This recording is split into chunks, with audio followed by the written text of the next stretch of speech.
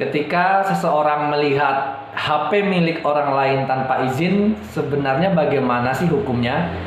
Dan adakah undang-undang yang mengatur mengenai privasi? Kita akan bahas hal tersebut dalam video kali ini. Namun sebelumnya jangan lupa klik like, subscribe, dan bagikan video ini kepada teman-teman Anda.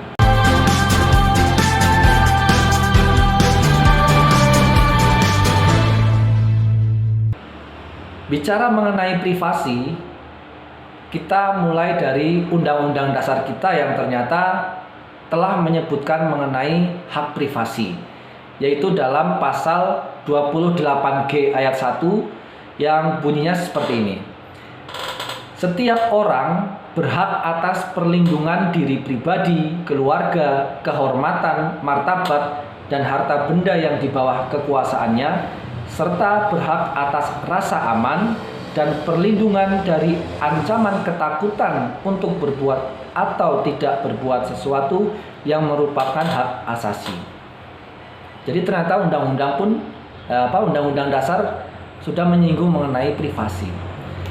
Lalu ketika kita bicara mengenai privasi dalam hal ini, melihat HP orang lain tanpa izin, maka kita asumsikan bahwa yang dilihat di dalam HP itu adalah suatu file atau data yang bersifat privasi atau data pribadi.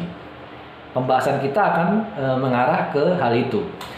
Lalu mengenai apakah ada undang-undang yang mengatur mengenai privasi. Kalau tadi Undang-Undang Dasar, nah setelah Undang-Undang Dasar apakah ada undang-undang yang mengatur mengenai privasi?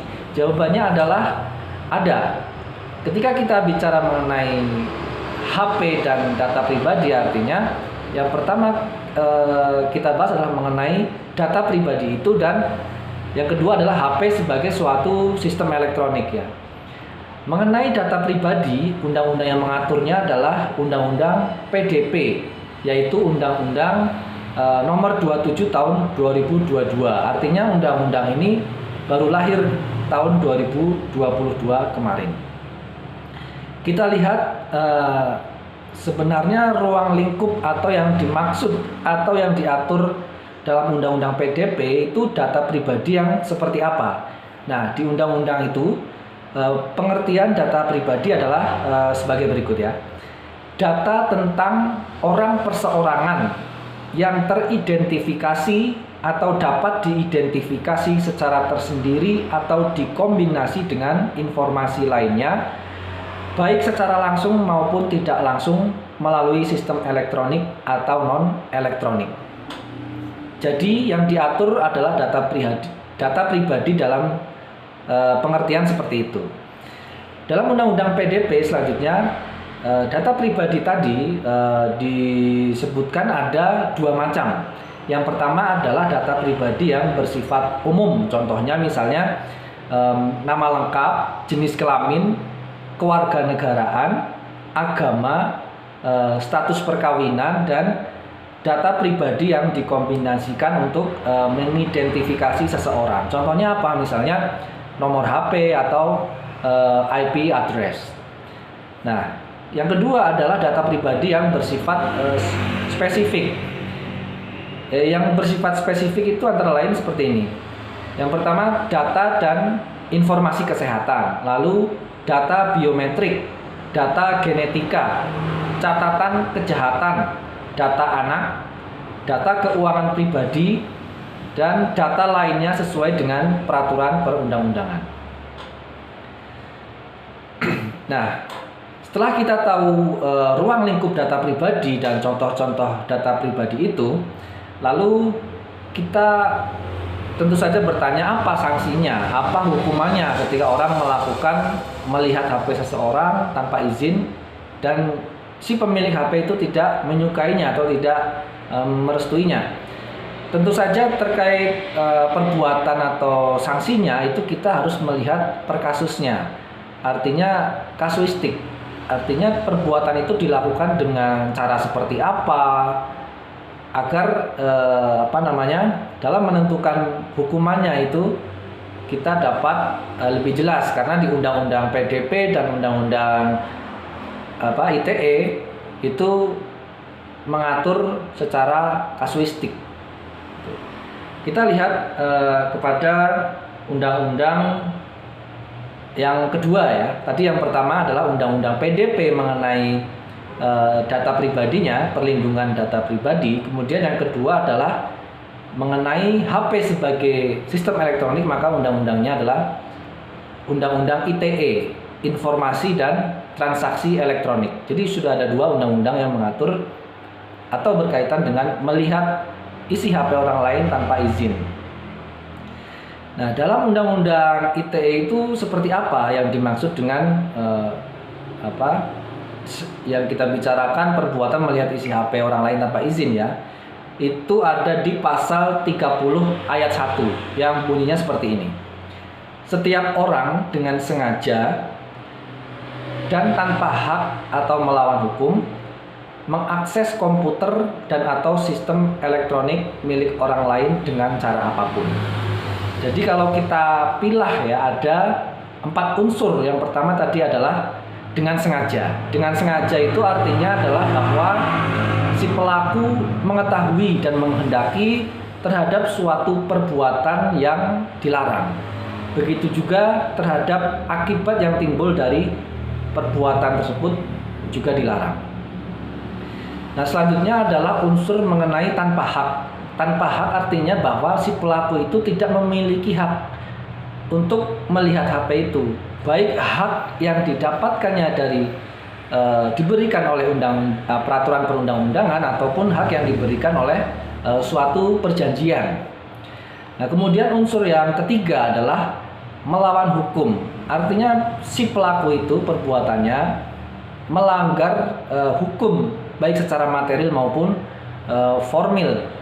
Ketika secara formil artinya bahwa dia melanggar peraturan perundang-undangan. Nah, yang dimaksud dengan melawan hukum secara material adalah melawan hukum yang tidak tertulis. Nah, selanjutnya unsur yang keempat dari pasal tersebut adalah mengakses. Artinya si pelaku itu melakukan interaksi dengan sistem elektronik tersebut, dalam hal ini HP. Jadi itu unsur-unsur pidana yang ada dalam pasal 30 ayat 1 Undang-Undang ITE tersebut. Lalu terkait dengan sanksinya dalam Undang-Undang ITE itu seperti apa? Lah inilah yang kita lihat seperti apa cara perbuatan itu dilakukan. Yang pertama adalah ketika si pelaku melihat isi HP tersebut ya dengan cara apapun dan si pemilik HP itu tidak menghendaki, dan itu dapat dipidana dengan ancaman penjara maksimal 6 tahun dan atau denda maksimal 600 juta. Itu tadi melihat HP. Nah, kemudian ketika melihat perbuatan melihat HP itu ditambah dengan tujuannya adalah memperoleh informasi atau data milik orang lain, maka ancamannya adalah 7 tahun dan atau denda maksimal 700 juta. Nah, ketika melihat isi HP itu dilakukan dengan cara menerobos suatu sistem pengamanan ya, atau melanggar atau menjebol sistem pengamanan, maka ancamannya adalah penjara maksimal 8 tahun dan atau denda maksimal 800 juta. Lalu kita kembali kepada Undang-Undang PDP tadi, perlindungan data pribadi. Dalam Undang-Undang PDP diaturnya adalah seperti ini. Ketika si pelaku itu memperoleh data atau mengumpulkan data yang bukan miliknya, tujuannya adalah menguntungkan dirinya atau orang lain, dan dapat merugikan si pemilik data atau pemilik HP itu, maka dapat dipidana penjara maksimal 5 tahun atau denda maksimal 5 miliar. Nah, itu perbuatannya tadi adalah memperoleh atau mengumpulkan. Lalu ketika pelaku itu mengungkapkan data tersebut, maka ancamannya adalah maksimal 4 tahun dan atau denda maksimal 4 miliar. Nah, selanjutnya yang ketiga adalah ketika si pelaku itu menggunakan data tersebut ya, data pribadi milik orang lain yang bukan miliknya, maka maksimal ancamannya adalah penjara 5 tahun dan atau denda maksimal 5 miliar. Jadi kalau dalam Undang-Undang PDP ada tiga kasuistis tadi, 3 perbuatan. Yang pertama adalah memperoleh atau mengumpulkan, yang kedua adalah mengungkapkan, kemudian yang ketiga adalah menggunakan data tersebut. Jadi seperti itu kurang lebih hukum melihat HP orang lain tanpa izin dan undang-undang mengenai privasi ternyata ada. Tapi tentu saja karena ini mengenai privasi dan masuknya ke ranah hukum pidana, maka sebaiknya kita selesaikan permasalahan-permasalahan atau pelanggaran-pelanggaran tersebut kita dahulukan menggunakan cara kekeluargaan agar tidak serta-merta dikenakan suatu sanksi pidana. Karena hukum pidana sifatnya adalah suatu ultimum remedium yang merupakan suatu upaya terakhir. Sekian video kali ini, semoga bermanfaat. Terima kasih. Assalamualaikum warahmatullahi wabarakatuh.